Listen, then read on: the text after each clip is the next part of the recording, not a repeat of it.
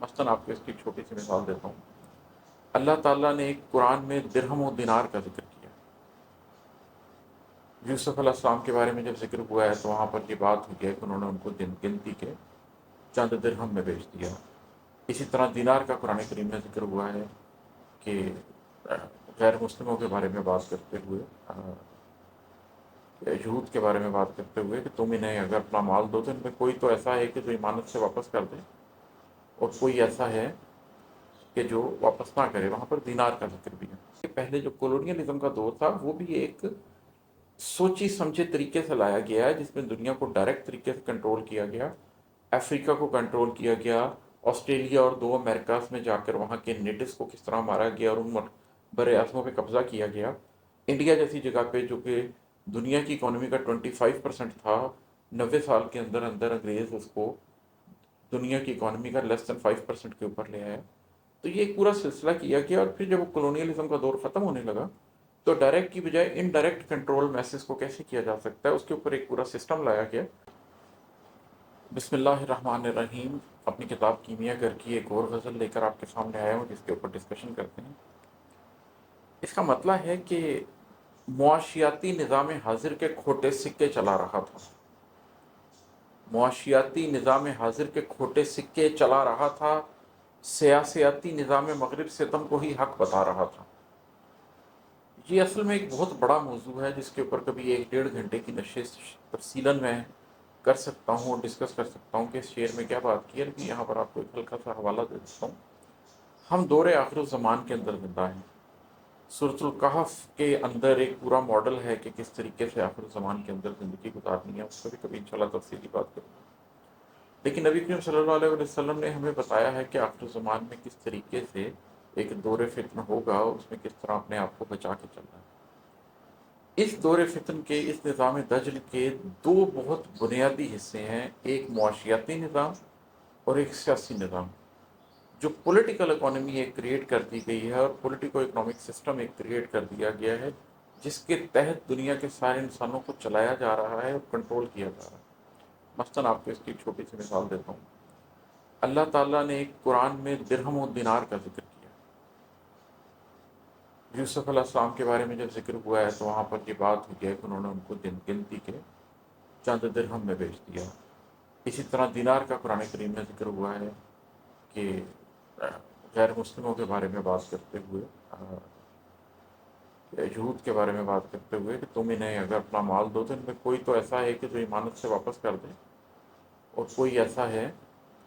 کہ جو واپس نہ کرے۔ وہاں پر دینار کا ذکر بھی ہے۔ درہم، دینار اور اس کے علاوہ جو کرنسی کے لیے جتنی بھی جنس استعمال کی جاتی تھیں، اجناس استعمال کی جاتی تھیں، یہ ساری کی ساری انٹرنسک ویلیو رکھتی تھیں۔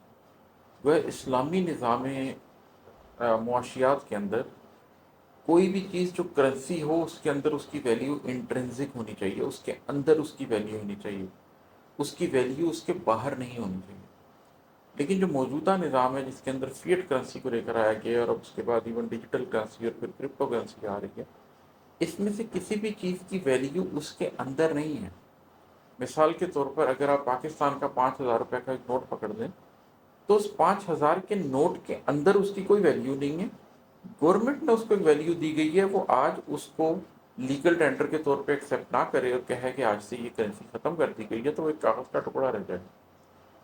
جبکہ اگر سونے کا سکہ ہوگا تو اس کو چاہے دنیا کی کوئی مرضی حکومت لیگل ڈکلیئر کرتے، اس کے اندر اس کی ویلیو موجود رہے گی۔ تو یہ نان انٹرنسک ویلیو کے ساتھ، ایکسٹرنسک ویلیو کے ساتھ جو کرنسی کریٹ کی گئی، اور اس کے بعد اس کو پہلے تو کہا گیا کہ وہ بیکڈ بائی گولڈ ہوگی، جو کہ امریکہ نے ایک پورا سلسلہ شروع کیا کہ ڈالر بیکڈ بائی گولڈ ہوگا، بٹ الٹیمیٹلی وہ بیکڈ بائی گولڈ بھی نہیں رہا۔ پھر اس کے نتیجے میں انہیں پیٹرو ڈالر کریٹ کرنا پڑا۔ یہ میں آپ کو صرف چھوٹے چھوٹے حوالے دے رہا ہوں، اس پہ بڑی لمبی تفصیلی بحث کبھی کسی ٹائم کر لیں گے کہ یہ کیسے ہوا۔ لیکن الٹیمیٹلی ایک نظام معیشت قائم ہوا ہے جو کہ انٹرسٹ بیسڈ ہے، جو کہ فیٹ کرنسی بیسڈ ہے، اور جس کے اندر آپ کا پیسہ آپ کے پاس موجود ہوتے ہوتے راتوں رات آپ کے سیف میں موجود ہوتے ہوتے لٹ جاتا ہے۔ رات کو 100 روپے کا کچھ آ رہا ہوتا ہے کہ صبح وہ چیز 105 روپے کی ہو جاتی ہے، تو وہ 100 روپے میں سے 5 روپے ضائع ہو جاتے ہیں۔ وہ ساری ویلیو اس کے اندر سے چلی جاتی ہے۔ تو کس طریقے سے یہ ایک اکنامک سسٹم بنایا گیا ہے، اور یہ کس طریقے سے کھوٹے سکے اپنی فیک کرنسی کو، فیٹ کرنسی کو، ڈیجیٹل کرنسی کو کس طریقے سے یہ نظام چلا رہا ہے، اور کس طریقے سے انسانوں کو آزادی کا ایک تاثر دیتے ہوئے غلام بنایا گیا ہے، یہ اس کی بات ہو رہی ہے کہ معاشیاتی نظام حاضر کے کھوٹے سکے چلا رہا تھا۔ اسی طرح جو سیاسیاتی نظام مغرب ہے، جو سیکنڈ ورلڈ وار کے بعد آپ نے ایک یونائٹڈ نیشن کی سیکیورٹی کونسل بنا دی اور آپ نے 5 میں پرماننٹ ممبرز بنا دیے، اور اس کے بعد آپ نے ویزا شروع کر دیے، پاسپورٹ شروع کر دیے، اب آپ ایک ملک سے دوسرے ملک نہیں جا سکتے۔ ایسا بھی انسانی تاریخ نے پہلے کبھی نہیں دیکھا۔ انسانوں کی تاریخ میں یہ مسئلہ تو رہا ہے کہ لوگ ہماری حکومت چھوڑ کر نہ چلے جائیں، لیکن یہ مسئلہ کبھی نہیں رہا کہ کوئی کہیں سے آ کے ہماری حکومت کے اندر، ہمارے ملک کے اندر بس نہ جائے۔ لیکن جس طرح سے دنیا کو ان 192 194 دڑبوں میں بانٹ دیا گیا ہے، اور دنیا کے لوگوں کو ان کے پاسپورٹس کے ساتھ محدود کر دیا گیا، یہ جیلیں ہیں، آپ کو جیل میں بند کر دیا گیا، اور اگر آپ اس جیل سے ایک زیادہ اچھے سٹینڈرڈ والی جیل میں جانا چاہتے ہیں تو اس کے لیے آپ کو الٹیمیٹلی کچھ ٹیسٹ پاس کرنے پڑیں گے، اور وہ ٹیسٹ کیا ہوں گے؟ وہ انہی اکنامک سٹینڈرڈز کے ٹیسٹ ہوں گے جس کا میں نے پہلے مصرے میں ذکر کیا ہے۔ تو ایک اکنامک اور ایک پولیٹیکل سسٹم ایسا کریٹ کر دیا گیا نظام دجل کا، جس کے اندر یہ 8 ارب لوگ آزادی کا ایک تاثر تو رکھتے ہیں، لیکن ان کو حقیقت میں آزادی حاصل نہیں ہے۔ میرا تو اس میں پورا خیال یہ ہے کہ پہلے جو کولونیلزم کا دور تھا وہ بھی ایک سوچی سمجھے طریقے سے لایا گیا ہے، جس میں دنیا کو ڈائریکٹ طریقے سے کنٹرول کیا گیا، افریقہ کو کنٹرول کیا گیا، آسٹریلیا اور 2 امریکاز میں جا کر وہاں کے نیٹس کو کس طرح مارا گیا اور ان بر اعظموں پہ قبضہ کیا گیا۔ انڈیا جیسی جگہ پہ جو کہ دنیا کی اکانومی کا 25% تھا، 90 سال کے اندر اندر انگریز اس کو دنیا کی اکانومی کا لیس دین 5% کے اوپر لے آیا۔ تو یہ ایک پورا سلسلہ کیا گیا، اور پھر جب وہ کولونیلزم کا دور ختم ہونے لگا تو ڈائریکٹ کی بجائے انڈائریکٹ کنٹرول میسز کو کیسے کیا جا سکتا ہے، اس کے اوپر ایک پورا سسٹم لایا گیا، اور اس سسٹم کے تحت یہ کیا گیا۔ ابھی میں اس سے زیادہ اس کی ڈیٹیل میں نہیں جا رہا کیونکہ یہ صرف ایک شعر ہے، لیکن انشاءاللہ تعالی ماڈرن پولیٹیکل اکنامک سسٹم کیا ہے، اور پوسٹ ماڈرنزم کے اس زمانے میں قرآن اس کے بارے میں کیا کہتا ہے، اسلامک اسکاتولوجی اس کے بارے میں کیا کہتی، اس میں انشاءاللہ تعالیٰ کبھی پورے لیکچرز ریکارڈ کرواؤں گا اور تفصیل سے بات کروں گا۔ اگلا شعر ہے کہ میں ایک زمانے سے سوچتا تھا مگر گریزاں تھا بولنے سے، میں ایک زمانے سے سوچتا تھا مگر گریزاں تھا بولنے سے، سماجیاتی نظام دنیا غلط کو اچھا دکھا رہا تھا۔ یہ اس کا تیسرا رخ ہے۔ پہلے میں نے آپ کو معاشی کی بات کی، پھر سماجی کی بات کی، ایک پہلے معاشی اور سیاسی کی بات کی، اس کے بعد جو ایک تیسرا رخ ہے وہ سماجیاتی نظام دنیا ہے۔ آپ کے یا میرے پردادا کسی اور طرح زندگی گزارتے تھے، ایک فرینچ آدمی کے پردادا کسی اور طرح زندگی گزارتے تھے، ایتھوپیا میں رہنے والے کسی شخص کے پردادا کسی اور طرح زندگی گزارتے تھے، چائنیز کلچر کچھ اور تھا، جیپنیز کلچر کچھ اور تھا، لیکن ایک ایسا سماج مرتب کر دیا گیا ہے جس میں اب اس دنیا کے 8 ارب لوگ ایک طرح کے کپڑے پہنتے ہیں، ایک طرح کی زبان بولتے ہیں، ایک طرح کے کھانے کھاتے ہیں، ایک طرح کا میوزک سنتے ہیں، ایک طرح کی سپورٹس دیکھتے ہیں، ان کی لائکنگز ڈس لائکنگز ایک طرح کی ہیں۔ وہ ایک پورا سماج کریٹ کر دیا گیا ہے، ایجوکیشنل سسٹمز کو بالکل ایک جیسا کیا جا رہا ہے، میڈیا کو بالکل ایک جیسا کیا جا رہا ہے۔ تو جو سماجیاتی نظام دنیا ہے اس کی تشکیل کی گئی ہے، اور اس کے ساتھ ہمیں انڈوکٹرائن کر کے ہمیں خاص طرح سے سوچنے پر مجبور کیا جاتا ہے، ایک خاص طرح سے زندہ رہنے پر مجبور کیا جاتا ہے۔ ایک یاجوج ماجوج کلچر پوری دنیا کے اندر کریٹ کیا جا رہا ہے، اور وہ اپنی کاربن کاپیز کریٹ کرتے چلے جا رہے ہیں۔ تو یہ اس پہ شعر ہے کہ میں ایک زمانے سے سوچتا تھا مگر گریزاں تھا بولنے سے۔ سوچ تو یہ میں بہت عرصے سے رہا تھا، میں جب 17 18 سال کا تھا مجھے تب سے یہ لگنے لگ گیا تھا کہ there is something wrong with the world، لیکن جب تک کتابیں نہیں پڑھیں، جب تک دنیا کا مشاہدہ نہیں کیا، اور پھر سب سے بڑی بات یہ کہ جب تک قرآن کو نہیں سمجھا، قرآن کو نہیں پڑھا، اپنی ذات کے سفر پہ نہیں لکھے، اور قرآن کیا کہہ رہا ہے اور وہ میری روح سے کس طرح بات کرتا ہے اور وہ کیسے ریزونیٹ کرتا ہے میری اندر کی کائنات سے اور میرے ارد گرد پھیلے ہوئے زمان و مکان کے اندر اس پھیلائے ہوئے اس جال سے، جب اس کی سمجھ آئی، سیاست کی سمجھ آئی، معاش کی سمجھ آئی، تو پھر آخر سماج کی بھی سمجھ آئی، اور یہ کہنے کی ہمت پیدا ہوئی کہ میں ایک زمانے سے سوچتا تھا مگر گریزاں تھا بولنے سے، سماجیاتی نظام دنیا غلط کو اچھا دکھا رہا تھا۔ اور ہے کہ کچل کے رکھ دی زمانے نو کی نئی امنگوں نے ایک نسل ہی، کچل کے رکھ دی زمانے نو کی نئی امنگوں نے ایک نسل ہی، معاشرہ سب سماجی قدروں پہ مست ہاتھی بھگا رہا تھا۔ کچھ اخلاقی اقدار تھیں جو مختلف قوموں مختلف تہذیبوں کو حاصل تھیں، لیکن یہ نئی امنگیں جو پیدا کی گئی ہیں نوجوانوں کے دلوں کے اندر،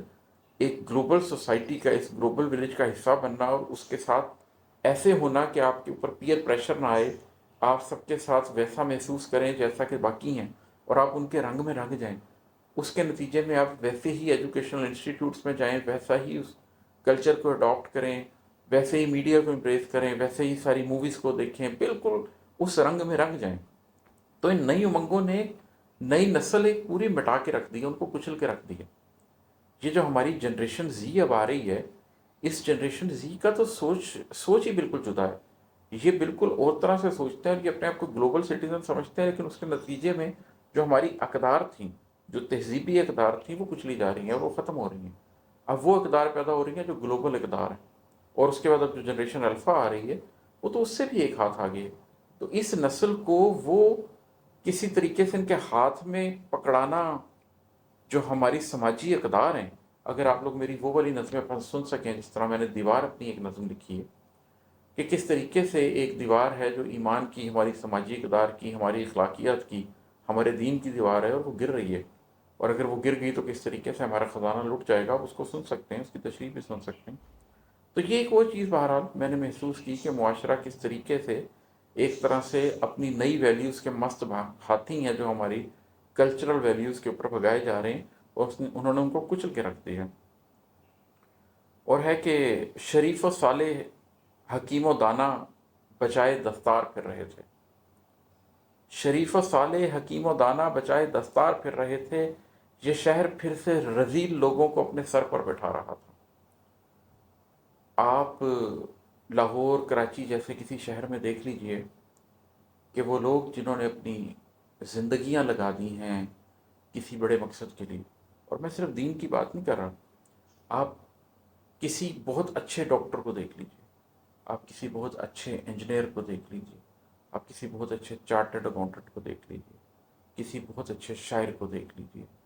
کسی بہت بڑے ادیب کو دیکھ لیجئے، اس کی نسبت آپ کو نظر آئے گا کہ پورا شہر کچھ ٹک ٹاکرز کو جانتا ہے، کچھ یوٹیوبرز کو جانتا ہے، جو کہ سوائے سطحی گفتگو کرنے کے، سوائے بازاری بات کرنے کے، اور سوائے اس پوسٹ ماڈرنزم کے ایک جنگلی معاشرے کو ریپرزینٹ کرنے کے کچھ بھی نہیں کر رہے، لیکن ان کے لاکھوں فالوورز بھی ہیں، اور یقیناً اگر ان کے لاکھوں فالوورز ہیں، ملینز آف فالوورز بھی ہیں، تو یقیناً وہ ملین آف فالوورز بھی اسی چیز کو پسند کرتے ہیں۔ تو جو شریف و صالح لوگ ہیں، جو حکیم و دانوں لوگ ہیں، وہ تو اپنی دستار بچاتے پھر رہے ہیں، وہ تو اپنی عزت بچاتے پھر رہے ہیں کہ اس معاشرے میں ان لوگوں کے ہتھے کہیں ہمارا گریبان نہ آ جائے۔ ایک مذاق بن گیا ہے، اگر آپ کا قلب زندہ ہے، اگر آپ کا دماغ زندہ ہے، اگر آپ شعور سے بات کرتے ہیں، آپ عقل سے بات کرتے ہیں، اگر آپ معاملات کو سمجھتے ہیں، اور اس معاشرے میں دندناتے پھر رہے ہیں وہ سارے لوگ جو کہ رذیل ترین کسی معاشرے کے لوگ سمجھے جاتے تھے، اب معاشرہ ان کو اپنے سر کے اوپر بٹھا رہا ہے۔ یہ تبدیلی ایک دم نہیں آئی، ایک سوچی سمجھے طریقے سے اس تبدیلی کو لایا گیا ہے، اور یہ ان لائٹنڈ ماڈریشن اب ہماری قوم آہستہ آہستہ بھگت رہی ہے، ہم بھی اس گلوبل سوسائٹی کا حصہ بن رہے ہیں۔ اور ہے کہ شراب توصیف و مدح دوراں خمار مال و متاع دنیا، شراب توصیف و مدح دوراں خمار مال و متاع دنیا، جسے میسر ہوئے یہ دھوکے وہ اپنی ہستی گوا رہا تھا۔ یہ اوپر میں نے جتنے لوگوں کی بات کی ہے، جو اس معاشی نظام کی نظر ہو گئے ہیں، اس سیاسی نظام کی نظر ہو گئے ہیں، اس سماجی نظام کی نظر ہو گئے ہیں، جو نئی اقدار کے پیچھے بھاگے ہیں، اور جنہوں نے پرانی ساری اقدار کو چھوڑ دی ہے، ان کے ساتھ ہو کیا رہا ہے؟ تھوڑی سی توصیف، تھوڑی سی تعریف، تھوڑی سی مدح دوراں، لائکس کتنی آ گئیں، ویوز کتنے آ گئے، دنیا نے کتنا پسند کر لیا، انڈورسمنٹ کتنی مل گئی، معاشرے نے کس حد تک ایکسیپٹ کر لیا، اور تھوڑا سا خمار مال و متاع دنیا کا۔ تو یہ دنیا میں تھوڑی سی ایکسیپٹیبلٹی، تھوڑی سی واہ واہ، اور دنیا کے مادی مزوں کا تھوڑا سا خمار، ان دونوں چیزوں کے نتیجے میں کیا ہو رہا ہے کہ یہ دھوکے جس کو میسر ہو رہے ہیں وہ اپنی ہستی گنوا رہا ہے، اپنی ذات کے اندر جو پورا ایک عالم صغیر ہے اس کو گنوا رہا ہے، لوگوں کے قلب مردہ ہو چکے ہیں، لوگ نفس امارہ کے پیچھے بھاگ رہے ہیں، اور نفس امارہ ان کو لے کے وہاں جا رہا ہے، جہاں پر ان کی ذات کی کوئی حیثیت نہیں رہ جائے گی. قبر ہمارا انتظار کر رہی ہے اور ہم کسی اور ہی چکر میں پڑے ہوئے ہیں. اور اب یہ انفرادی طور پر نہیں ہو رہا، اب یہ ملکوں کے لیول کے اوپر ہو رہا ہے کہ میجورٹی آف دا سویلائزیشن پوری دنیا میں وہ ان چیزوں کے پیچھے پڑی ہوئی ہے، اور میٹیریلسٹک دنیا اس کو کھینچ رہی ہے، اور اس دنیا کی واہ واہ، تھوڑی سی تعریف، تھوڑی سی مدح دورہ انسانوں کو اس دھوکے میں ڈال رہی ہے جس سے نوح علیہ السلام سے لے کے پروفٹ صلی اللہ علیہ وسلم تک تمام انبیاء نے پناہ مانگی تھی کہ اس دھوکے سے اللہ ہمیں بچا لے. اور ہے کہ میں ایک مدت سے یہ سمجھتا تھا علم دنیا ہے علم نافع. میں ایک مدت سے یہ سمجھتا تھا علم دنیا ہے علم نافع. میں اپنے ہاتھوں سے اپنی نظروں میں اپنی قیمت گرا رہا تھا. یہ جو کچھ میں آپ کو بتا رہا ہوں، میں بھی اسی دنیا میں رہتا ہوں اور میں بھی اسی سب سے گزرا ہوں. ہم سب کی زندگی میں ایک دور جاہلیت آیا ہوتا ہے. کوئی اس دور جاہلیت میں سے گزر جاتا ہے اور ایمان کو پا لیتا ہے، کوئی اس میں سے نہیں گزر سکتا. تو جب میں اپنی طرف بھی مڑ کر دیکھتا ہوں تو مجھے یہ بات سمجھ آتی ہے کہ میں بھی علم دنیا کو ہی علم نافع سمجھتا رہا. میں بھی یہی سمجھتا رہا کہ جو دنیا کے علوم ہیں ان کو جب میں حاصل کر لوں گا، میٹیریلسٹک دنیا میں ترقی کرنے کے لیے علوم میرے ہاتھ میں آ جائیں گے، تو یہی حقیقی نفع ہے. اسی علم سے مجھے نفع ملے گا. نبی کریم صلی اللہ علیہ وسلم کی جو دعا ہے کہ اللہ مجھے نفع بخش علم عطا کر، میں سمجھتا تھا یہی نفع بخش علم ہے. میں کمپیوٹر سائنسز پڑھ لوں، یا میں بزنس ایڈمنسٹریشن پڑھ لوں، یا میں لا پڑھ لوں، یا میں چارٹرڈ اکاؤنٹنٹ بن جاؤں، تو شاید انہی چیزوں سے مجھے کچھ حاصل ہوگا. لیکن اگر ہم سورۃ الکہف پڑھیں تو ہمیں پتہ چلتا ہے کہ خضر علیہ السلام دو دریاؤں کے سنگم پر ایک چٹان کے اوپر بیٹھے ہوئے تھے. وہ دو دریا کون سے تھے؟ علم ظاہر اور علم باطن. اور ان دونوں کے سنگم پر وہ شفٹنگ سینڈ پہ نہیں بیٹھے ہوئے تھے، بلکہ وہ ایک چٹان پہ بیٹھے ہوتے ہیں، راک سالڈ جگہ پہ، جو پانیوں کے آنے اور جانے سے اپنی جگہ نہیں چھوڑتی.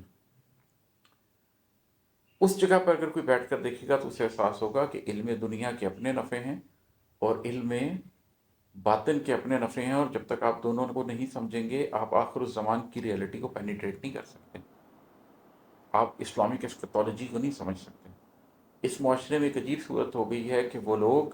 جو ہارورڈ سے یا MIT سے پڑھ کر آئے ہیں لیکن ان کے پاس علم باطن نہیں ہے، وہ بھی حقیقت کو نہیں دیکھ پا رہے. لیکن وہ لوگ جنہوں نے درس نظامی کے کورس کیے ہوئے ہیں اور قرآن حفظ کیا ہوا ہے اور دورہ حدیث کیا ہوا ہے، وہ بھی حقیقت کو نہیں سمجھ پا رہے. حقیقت کو وہ سمجھ پا رہا ہے جس کو ماڈرن دنیا کی پوری انڈرسٹینڈنگ ہے، لیکن اس کے پاس علم باطن بھی ہے.